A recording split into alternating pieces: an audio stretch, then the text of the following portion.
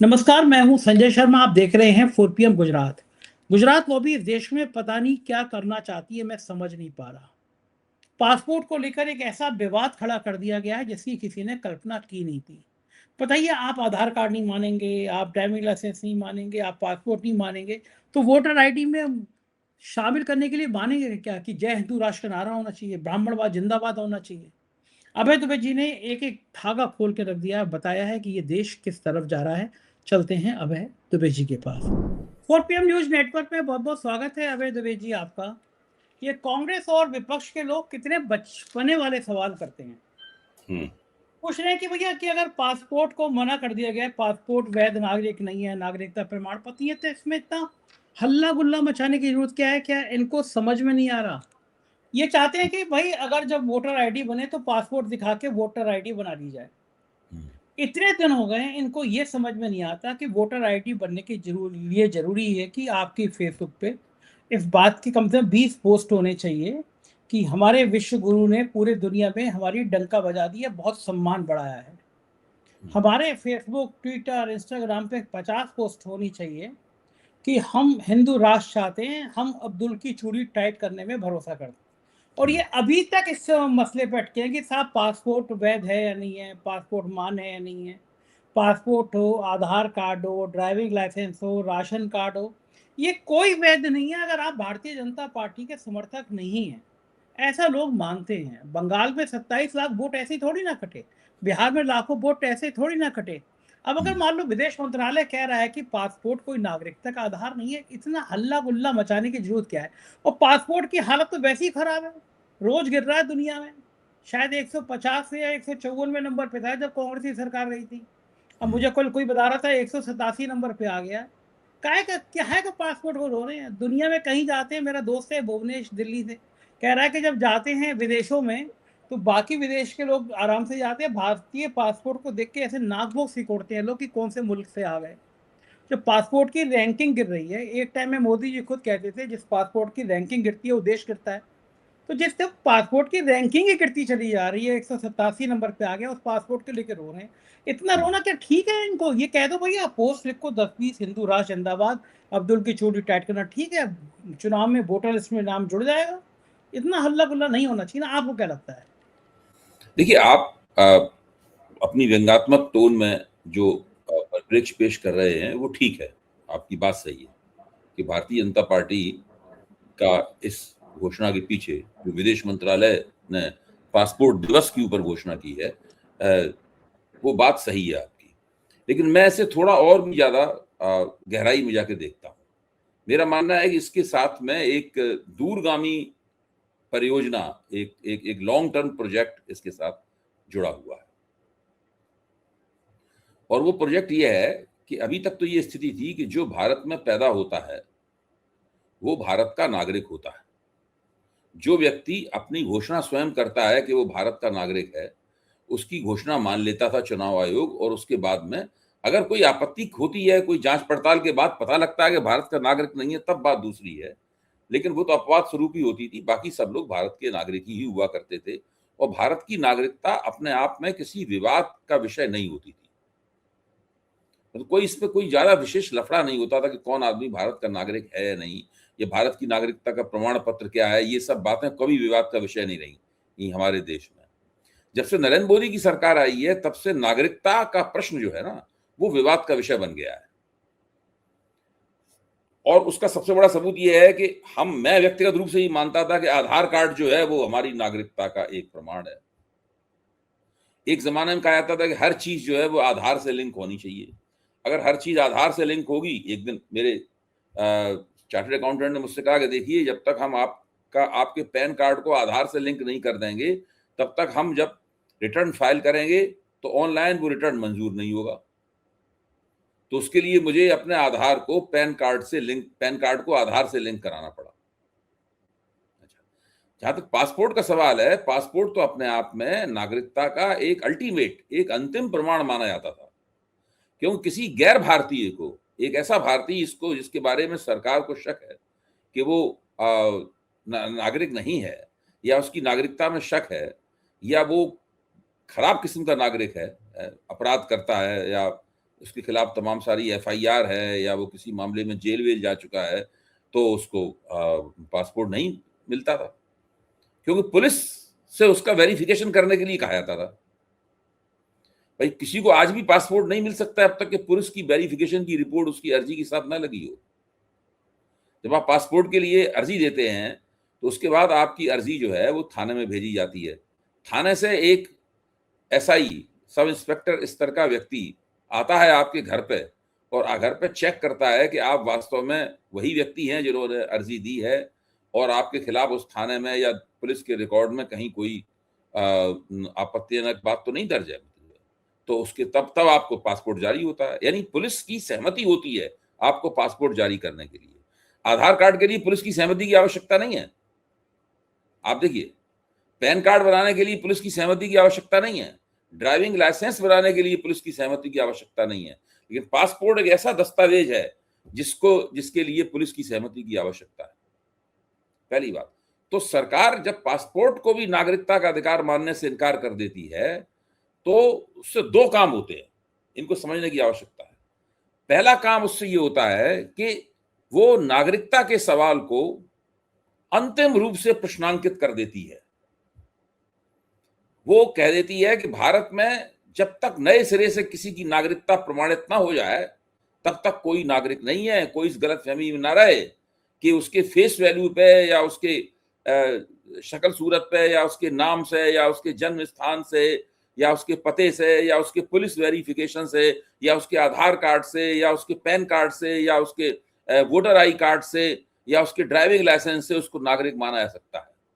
ये सब चीजें उसके नागरिक बताने के लिए पर्याप्त नहीं है। पर्याप्त क्या नहीं है, ही नहीं, उसके नागरिक बताने का योग्य नहीं है। अब सरकार ये तय करेगी कि नागरिक बनाने का नया क्राइटेरिया क्या हो और वो सरकार अब धीरे धीरे करके नागरिकता का एक मानदंड, एक मानक नागरिकता का सामने लाएगी। फिर उसके बाद एक नई मुहिम चलेगी सारे देश में, लोग उस मानक के मुताबिक अपने आप को नागरिक जो है वो साबित करेंगे। उसमें क्या होता है, उसमें ये सब बातें हो सकती हैं कि भाई आपने कभी सरकार के खिलाफ कोई वक्तव्य तो नहीं दिया है, आपने कोई जन प्रदर्शन में भागीदारी तो नहीं की है, आप कभी धरना प्रदर्शन करते हुए गिरफ्तार तो नहीं हुए हैं, कभी आपने धारा 44 तोड़ी तो नहीं है। ये तमाम बातें होंगी उसके अंदर। पहली बात तो ये हो जाएगी इससे। दूसरी बात क्या होगी, पासपोर्ट एक ऐसा दस्तावेज है जो इस देश में सबसे कम लोगों के पास है। देखिए, इनकम टैक्स का जो पैन कार्ड है, पैन कार्ड तो सब लोगों के पास है जो कि वेतन भोगी है। इनकम टैक्स देते हैं, वेतन भोगी हैं। परमानेंट अकाउंट नंबर जो है ना, वो तो नहीं, बैंक इनकम टैक्स बैंक मतलब जो वेतन भोगी है, वेतन भोगी है उनके पास पैन कार्ड है। हाँ, जिनका बैंक अकाउंट खोलना उनके पास है, जिनका बैंक अकाउंट है सबके पास पैन कार्ड है।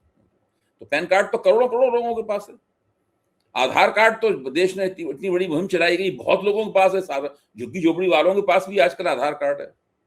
लेकिन सबसे कम प्रतिशत इस देश में, वो अंक अभी प्रतिशत में याद नहीं है, वो पासपोर्ट वालों, पासपोर्ट सबसे कम लोगों के पास है इस देश में।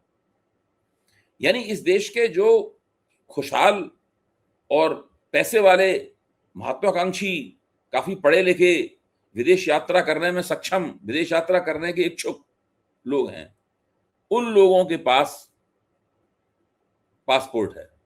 आप कह सकते हैं कि पासपोर्ट धारक जो है ना, वो 1.5 अरब की आबादी के इस देश में, इस देश का एलीट है, इस देश का विजन है। अगर आपका पासपोर्ट है तो आप इस देश के साधारण व्यक्ति नहीं है। मैंने देखा है कि बहुत से लोग जो कि दिल्ली यूनिवर्सिटी में शिक्षक हैं, 1 लाख रुपए महीने की तनख्वाह प्राप्त कर रहे हैं, अगर आप उनका भी सर्वे करें तो आप पाएंगे उनमें से बहुतों के पास पासपोर्ट नहीं है। उनमें से किसी के मन में आया नहीं, वो कहते जब कभी विदेश यात्रा करने का मन होगा, जब पैसे वैसे होंगे तो पासपोर्ट के लिए अप्लाई करेंगे। हम बनवाना ही नहीं चाहते, क्यों झंझट में पड़े पासपोर्ट बनवा। तो पासपोर्ट सबके पास नहीं है इस देश में, गिने चुने लोगों के पास पासपोर्ट है 1.5 अरब की आबादी में। यानी सरकार उन गिने चुने लोगों को भी पासपोर्ट के जरिए नागरिकता का अधिकार नहीं देना चाहती। जब इस देश के एलीट से ही नागरिकता के अधिकार का जो दस्तावेज माना जाता था, उससे उनको वंचित कर दिया गया है, तो अब आप समझ लीजिए कि इस देश में किसी की भी नागरिकता सुरक्षित नहीं है। और मेरा मानना है कि इस पासपोर्ट दिवस पर विदेश मंत्रालय के किसी अधिकारी ने यूं ही अपने मन की तरंग में या उत्साह में भर के नहीं ये बात कह दी है। ये बात सोच समझ के कहलवाई गई है। किसी मंत्री ने नहीं कहा है, किसी पॉलिटिशियन अच्छा, ने क्या नहीं कहा है। अबे ये इसके पीछे रणनीति क्या है? रणनीति क्या है? क्या प्लानिंग है? इसके पीछे क्यों ऐसा रणनीति कहा है, है? इसके पीछे रणनीति है। सरकार ये मानती है, भारतीय जनता पार्टी, राष्ट्रीय स्वयंसेवक ये मानता है कि नागरिकता एक सर्वसुलभ चीज नहीं होनी चाहिए। नागरिकता एक सर्वसुलभ और सहजता से सबको सुलभ चीज नहीं होनी चाहिए। अगर कोई व्यक्ति कुछ मानकों का उल्लंघन करता है तो उसको नागरिकता नहीं मिलनी चाहिए, और अगर मिलती भी है नागरिकता उसे चाहिए ही, तो उसे अंडरटेकिंग देनी पड़ेगी कि वो आगे से इन मानकों का उल्लंघन नहीं करेगा। आपको ध्यान होगा, जबकि न्यू इंडिया का कार्यक्रम मोदी सरकार ने चलाया, तो मोदी सरकार ने न्यू इंडिया के नाम से एक शपथ जो है ना, एक शपथ तैयार की। वो 4 या 5 सूत्रों की एक शपथ थी, जो कि एक जमाने में सरकारों की और बीजेपी की वेबसाइट वगैरह पे आसानी से मिल जाती थी शपथ। उस शपथ को, मतलब वो जो आदमी चाहते हैं कि न्यू इंडिया बने, तो उसको वो शपथ लेनी होगी। उस शपथ में ये तक भी था कि आप रोजगार नहीं मांगेंगे सरकार से। उस शपथ, अगर आप नए भारत की रचना करना चाहते हैं तो आप रोजगार नहीं मांगेंगे। सरकार काम आपको रोजगार देना नहीं है। और इस तरह की बातें थी उस शपथ में। जो है, हमारे मित्र हिलाल अहमद ने इसके ऊपर बाकायदा एक लेख लिखा था।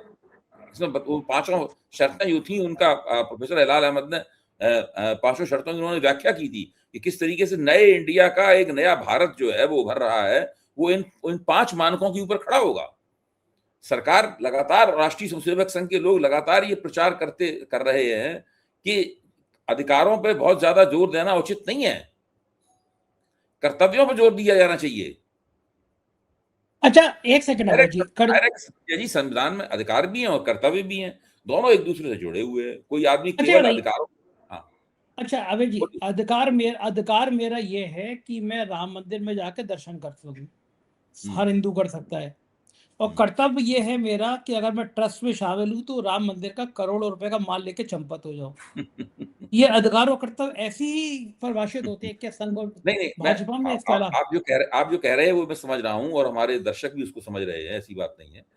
मेरा निवेदन ये है कि ये मसला जो है ना, ये विदेश मंत्रालय के एक अफसर द्वारा जो कहा गया मसला है, इसके ऊपर सोशल मीडिया में सवेरे से जो बहस चल रही है, उसमें मैंने कई वीडियो देख के कोशिश की है समझने की कि लोगों का रुख क्या है इसके ऊपर। मेरा मानना है कि लोग अभी उस मंतव्य को समझे नहीं है। हमारे मित्र लोग जो हैं सोशल मीडिया पर बहस कर रहे हैं, वो अभी उस मंतव्य को समझे नहीं है। ये कोई ऐसी छोटी मोटी यूं ही कही जाने वाली बात नहीं है। ऐसे एक जगह खबर चल रही है, मोदी और शाह फंस गए, हेडिंग लाया हुआ है, थंबनेल है, मोदी और शाह फंस गए। सारे देश में सवाल उठ रहे हैं, मोदी शाह सिटपिटाए हुए हैं। ये सिटपिटाई नहीं है, उन्होंने ये बात लिटमस टेस्ट कहने के लिए डाली है कि इसमें कितने तरह की आपत्तियां आएंगी। जैसे कि मान लीजिए किसी ने कहा कि हमारा तो पुलिस वेरिफिकेशन होता है, तो क्यों होता है पुलिस वेरिफिकेशन? अब वहां सरकार ने नोट कर लिया होगा पुलिस वेरिफिकेशन एक मुद्दा है। किसी ने कहा होगा, ये सब जितनी बातें कही जा रही हैं ये सब नोट की जा रही हैं कहीं, क्योंकि इन सब बातों की लिस्ट बन जाएगी सबकी। क्योंकि वो जो नया क्राइटेरिया बनाया जाने वाला है, देखिए राष्ट्रीय स्वयंसेवक संघ का उद्देश्य, राष्ट्रीय स्वयंसेवक संघ खुद अपने बारे में कहता है कि वो एक नया हिंदू समाज बनाना चाहता है। एक ऐसा हिंदू समाज बनाना चाहता है जो अपने कर्तव्यों के ऊपर जागरूक होगा, अधिकारों के ऊपर जागरूक होगा। ये नहीं मतलब जब आप अपने कर्तव्यों के पालन की गारंटी कर देंगे और उसको सुनिश्चित कर देंगे और उसके बारे में लिख के दे देंगे, कसम खा लेंगे, उसके बाद कुछ अधिकार भी आपको दे दिए जाएंगे। तो ये पूरा मामला इस तरीके का है। देखिए, नागरिकता की परिभाषा बदलना और केवल नागरिक आसानी से सर्वसुलभ तरीके से सब कोई नागरिक हो जाए और नागरिक के होने के अधिकारों का उपभोग वगैरह करने लगा, ये सब बातें पुरानी हो चुकी हैं। नए निजाम में, जो निजाम पिछले 12 साल से चल रहा है, ये निजाम अगर इसी तरह चलता रहा तो अभी 5-7 साल में या 10 साल में हो सकता है इस देश के बहुत बड़े पैमाने पर लोगों को उनकी नागरिकता से वंचित कर दिया जाए और वो इधर उधर दौड़ धूप कर रहे हो कि भाई हमें नागरिकता किस तरीके से प्राप्त होगी, किस तरीके से प्राप्त होगी। भाई लोग सोचते हैं केवल मुसलमानों को उनकी नागरिकता से वंचित किया जाएगा, वो अब उनको भूल जाना चाहिए इस बात। केवल मुसलमानों का ही सवाल नहीं रह गया है अब ये, कहीं से किसी को भी किया जा सकता है। कोई भी व्यक्ति जो कि राष्ट्रीय स्वयंसेवक संघ के हिंदू होने के और नागरिक होने के कसौटियों पर खरा नहीं उतरेगा, उसको अपनी नागरिकता साबित करनी होगी और नागरिकता अच्छा साबित तो करने में हाथों तले पसीना आ जाएगा उसको। अच्छा अभय जी, जो ये कर्तव्य की बात हो समय रही लगेगा है, इस करने में, ये करने में जी। वो जो है कर्तव्य की बात आप कह रहे हैं कि कर्तव्य होते हैं, तो जो संघ की डिक्शनरी में, बीजेपी की डिक्शनरी में जो तब मुझे समझ में आता है, उसमें एक कर्तव्य ये है कि ब्राह्मण सर्वश्रेष्ठ है, सबको सम्मान करना चाहिए। जैसे आरएसएस का जो शीर्ष व्यक्ति होता है, सब मोहन भागवत जी हैं या संघ प्रमुख जो भी हैं, एक रज्जू भैया को छोड़ दीजिए तो सब ब्राह्मण होते हैं। तो अब इस तो चीज ये को ऐसे होना नहीं चाहिए रखा कि जाएगा, आप जो कह रहे हैं इस चीज को ऐसा नहीं रखा जाएगा। जो नया क्राइटेरिया बनेगा उसमें वो चीज इस मनुवाद तरीके से हाँ, नया जो मानक बनेगा वो चीज इस तरह रखी जाएगी, आप किसी भी जात के खिलाफ नहीं बोलेंगे, उसके बाद आप ब्राह्मणवाद की आलोचना नहीं कर सकते। जैसे ही सही बात है। जैसे ही नागरिक होने का ये मानक स्थापित हुआ, वैसे ही आप ब्राह्मणवाद की आलोचना नहीं कर सकते। सरकार तो कही हम क्या गलत बात कह रहे हैं, जात के खिलाफ नहीं बोला जाएगा, दलितों के खिलाफ नहीं बोला जाएगा, ओबीसी के खिलाफ नहीं बोला जाएगा, इन सब के खिलाफ नहीं बोला जाएगा, तो ऊंची जातियों के खिलाफ भी नहीं बोला जाएगा। ये सब नाम लेके आप ब्राह्मणवाद का मतलब है कि आप ब्राह्मणों के ऊपर अटैक कर रहे हैं। ओके, और फिर ये कह दिया जाएगा कि धार्मिक ग्रंथ बड़े इंपॉर्टेंट होते हैं। मनुस्मृति हमारा एक महत्वपूर्ण ग्रंथ है, मनुस्मृति के अनुसार संस्थान समाज चलाना चाहिए, और मनुस्मृति में तो है ये कि ब्राह्मण सर्वश्रेष्ठ है। हाँ, मेरा मानना यह है कि मनुस्मृति वगैरह में सरकार की इतनी रुचि नहीं है, राष्ट्रीय स्वयंसेवक संघ की भी मनुस्मृति में इतनी रुचि नहीं है। राष्ट्रीय स्वयंसेवक संघ के जो पुराने किस्म के समर्थक हैं, यानी बहुत से नए समर्थकों के मन में भी पुरानी बातें हैं, वो मनुस्मृति ज्यादा कहते रहते हैं। अगर आप विश्व हिंदू परिषद की वेबसाइट पे जाएं और वहां पर देखें तो आप पाएंगे अशोक सिंघल का उसमें एक पत्र है, मिलेगा आपको। मैंने किताब लिखी थी तब देखा था, तब वो था पत्र वहां पे। उसमें उन्होंने साफ लिखा है कि हम लोग मनुस्मृति और याज्ञवल्क्य की स्मृति में विश्वास नहीं करते, और हम लोग तो गीता में विश्वास करते हैं और हर एक को दीक्षा देने में विश्वास करते हैं। हम लोगों को ये आधुनिक समाज की रचना के लिए मनुस्मृति वगैरह जो है वो कोई याज्ञवल्क्य स्मृति, ऐसी स्मृतियां आवश्यक नहीं है। ये उसके अंदर लिखा हुआ था, उसके अंदर है। अगर ये है तो हर मंदिर का पुजारी ब्राह्मण क्यों होता है? राम मंदिर का पुजारी कोई दलित होता, कोई पिछड़ा होता, ब्राह्मणों में ऐसे क्या सुरखाव के पर लगे हैं? मेरा कहना यह है कि वो बात भी देखिए, वो पुराने किस्म के जो संघी होते थे वो इस बात पे ज्यादा जोर दिया करते थे। आजकल तो स्थिति है, नरेंद्र मोदी को देखिए आप, नरेंद्र मोदी तो ब्राह्मण नहीं है पैदाइश से, तो नरेंद्र मोदी ने प्राण प्रतिष्ठा की, तो वो तो पुजारी का काम है प्राण प्रतिष्ठा करना, किसी संत का काम है, किसी ब्राह्मण का काम है प्राण प्रतिष्ठा करना। हाँ, तो शंकराचार्यों को बाहर कर दिया। हाँ, वो बाहर कर दिया। अब योगी आदित्यनाथ तो जात से ब्राह्मण नहीं है, लेकिन वो महंत बने हुए हैं, बहुत बड़े पुजारी हैं वो योगी आदित्यनाथ। तो वो हिंदू धर्म में ये सब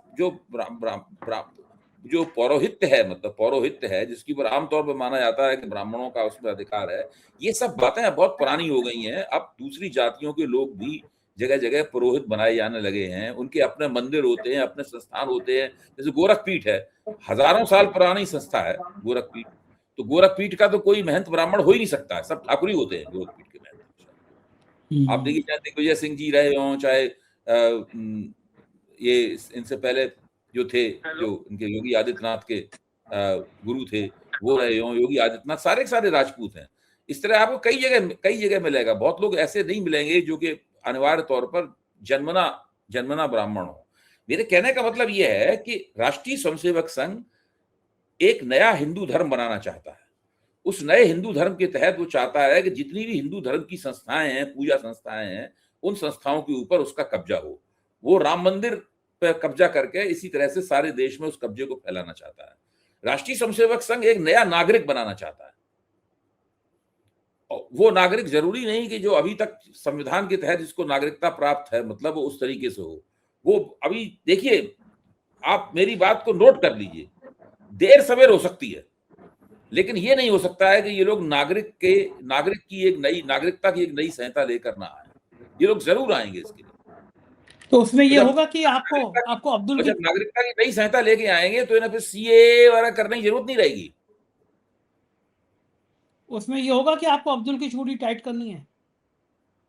उसमें अब्दुल के पास से किसी भी किस्म की राजनीतिक पहलकदमी के अधिकार वो नागरिकता छीन लेगी, लिखवा कर क्या रख आपको लिया लगता जाएगा। है क्या अब्दुल से लिखवा मुसलमानों कर को रख वोट लिया देने जाएगा। के मुसलमानों को वोट देने के राइट से भी वंचित वोट किया जाएगा क्या? वोट देने के अधिकार उन मुसलमानों को मिलेंगे जो अंडरटेकिंग देने को तैयार हो जाएंगे। मतलब कहना मुसलमानों क्या को है, मतलब कि वोट देंगे। आप तो मुसलमानों की चिंता कर रहे हैं, वो तो चिंता हिंदुओं की है संजय जी। पिछड़ों और दलितों की है। मुसलमान तो देश में 15-16% है। मुझे हिंदुओं की चिंता है कि उनको भी अंडरटेकिंग देनी पड़ेगी। किस आपका तरह तो की? वोट का आपको तो निश्चित रूप से देनी पड़ेगी। आपको, क्यों? मुझे भी मैंने देनी क्या पड़ेगी बिगाड़ा? अंडरटेकिंग। ये लोग बहुत, भाई हम लोग तो लगातार इस तरह की बातें बोलते हैं। हमारे ऐसे लोगों को नागरिक क्यों होना चाहिए इस देश का? हम और आप, हमारी और आपकी तो जिंदगी गुजर रही इस तरह की बातें करने पे। चले उसी देश में, कौन सा देश था मुझे नाम भी याद नहीं था, मिनोवानिया क्या था, वहां जाके प्रधानमंत्री राष्ट्रपति डांस कर रहे थे, उसका नाम याद है आपको, उस देश का जहाँ पे गए थे? एक तो प्रधानमंत्री ऐसे ऐसे देशों में आते हैं, नाम भी याद नहीं है आपको, याद है नाम? वो बड़ा अजीब सा नहीं नाम था मुझे उसका देश का, बड़ा मुझे अजीब याद सा। वो उसके पैर छू लिए थे उसने, तो हमने नक्शे में देखा था ये भी दुनिया का कोई देश है। तो फिर नहीं। चले क्या अब है जी उसी देश में कहीं पे, क्योंकि यहाँ तो हम लोग नागरिक बचेंगे नहीं कुछ दिनों बाद आपके हिसाब से।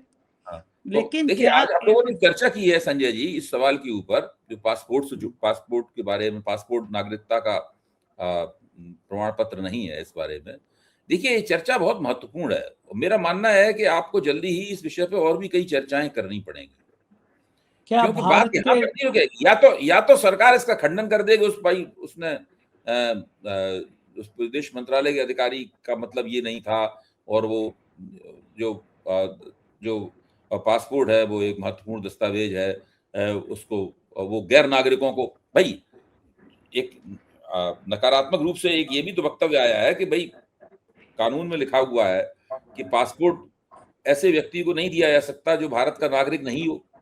तो इस तरीके से हर ऐसे व्यक्ति को पासपोर्ट मिलता है जो भारत का नागरिक हो। इस तरह से वो नागरिकता का एक दस्तावेज हो गया। तो ये सब बातें सरकार नोट कर रही होगी कि कितने तरह के तर्क इस सवाल पे आएंगे। इन सब बातों को ध्यान में रखते हुए नागरिकता की एक नई संहिता राष्ट्रीय स्वयंसेवक संघ के रणनीतिकार कहीं किसी कोने में बैठे इस वक्त तैयार कर रहे होंगे। उसके ऊपर इतनी जल्दीबाजी नहीं है, वो धीरे धीरे करके उसके ऊपर उसको लाएंगे सामने।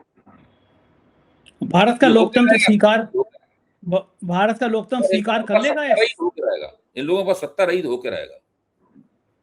भारत का लोकतंत्र स्वीकार कर लेगा इस गुंडागर्दी को? भारत के लोकतंत्र ने पिछले दिनों ऐसी ऐसी बातें स्वीकार कर ली हैं जो जिसके बारे में हमने सोचा भी नहीं था कि कभी स्वीकार करेगा भारत का लोकतंत्र। ज्ञानेश कुमार की गंगा। हाँ बताइए, चुनाव आयोग कभी इस तरीके से बनाया जाएगा, चुनाव आयुक्तों का चयन इस तरीके से होगा, हम लोगों ने कभी सोचा था? हम लोगों ने कभी सोचा था कि चुनाव संहिता है, आदर्श चुनाव संहिता है, वो इस तरीके से नख दंत विहीन कर दी जाएगी, पूरी तरीके से टूथलेस हो जाएगी? ये हम लोगों ने कभी सोचा था? बहुत कुछ इस देश में ऐसा हो गया है जिसके बारे में हमने कभी सोचा भी नहीं था। अच्छा, उधर राहुल गांधी छात्रों की क्रांति की बात कर रहे हैं, एक नया मूवमेंट शुरू करना चाह रहे हैं, इसके क्या परिणाम देखते हैं आप? देखिए, राहुल गांधी ने एक नई डगर चुनी है। वो मान रहे हैं कि ये लड़ाई उनकी लंबी है, ये कोई एक चुनाव जीतने की लड़ाई नहीं है। वो एक डगर उन्होंने लंबी चुनी है, उसकी तरफ वो बढ़ गए हैं, कदम बढ़ा दिए उन्होंने, और वो कर रहे हैं। दुर्भाग्य की बात यह है कि जो अन्य गैर भाजपा दल हैं वो इस लड़ाई में उनके साथ नहीं है। कम से कम अभी तक हमें दिखाई नहीं पड़े उनके साथ आते हुए। वो विरोध भी नहीं कर रहे हैं इसका, लेकिन वो राहुल गांधी के साथ नहीं। तो वो ये एक, अगर और दल भी जुड़ जाएंगे उनके साथ तब ये लड़ाई ज्यादा बेहतर हो पाएगी। अभी तो कांग्रेस अकेली है, एनएसयूआई अकेले ही इस सवाल पे आंदोलन चला रही है, और कोई पार्टी आंदोलन भी नहीं चला रही है। और जो छात्रों की गूंज वाला सवाल राहुल गांधी ने उठाया है, किसी और पार्टी को इसमें दिलचस्पी नहीं है, कोई नहीं उठा रहा है इसको, सवालों को। उसकी एक भी वजह है कि बहुत सारे जो कोचिंग इंस्टीट्यूट हैं और बहुत सारे कॉलेज हैं, इस तरह की तमाम जो है वो उसमें सब नेता लोग ही चलाते हैं उनको, उन्हीं का पैसा लगा हुआ है उसके अंदर। तो पार्टियाँ ये भी सोचती हैं कि हम ही ये आंदोलन चलाने लगेंगे तो जो हमारे बड़े नेता वगैरह इसमें माल कमा रहे हैं, इसमें पैसा ऐसा लगा के तो वो उनका क्या होगा? तो बहुत सारी समस्याएँ इन लोगों के साथ हैं। ठीक बात है अभय जी, और ये सारे ज्वलंत मुद्दे जिस पे हमने बातचीत की, बहुत-बहुत शुक्रिया, थैंक यू, आपने मुझे समय दिया। ये थे अभय दुबे जी और एक हॉट हमने बातचीत की। आप बताइए क्या इस देश में मनुस्मृति लाई जा सकती है? क्यों संघ का प्रमुख ब्राह्मण होगा? ब्राह्मणों में ऐसे कौन से सरकार के पर लगे हुए हैं? आपको वोट चाहिए पिछड़ों के, दलितों के, लेकिन आप अच्छी-अच्छी जगह बैठाएँगे ब्राह्मणों को। मंदिर के राम मंदिर का पुजारी क्यों ब्राह्मण होता? एक दलित को बना दीजिए, देखिए क्या संदेश आएँगे। पासपोर्ट की आप कह रहे हो पासपोर्ट वैलिड नहीं है, तो दुनिया में वैलिड है क्या? भारत में नागरिकता लेना अब मुश्किल होता जा रहा है। क्या भारत छोड़ के चले जाएँ? आप क्या सोचते हैं मुझे बताइएगा ज़रूर, मुझे आपकी राय का इंतज़ार रहेगा। शुक्रिया, थैंक यू।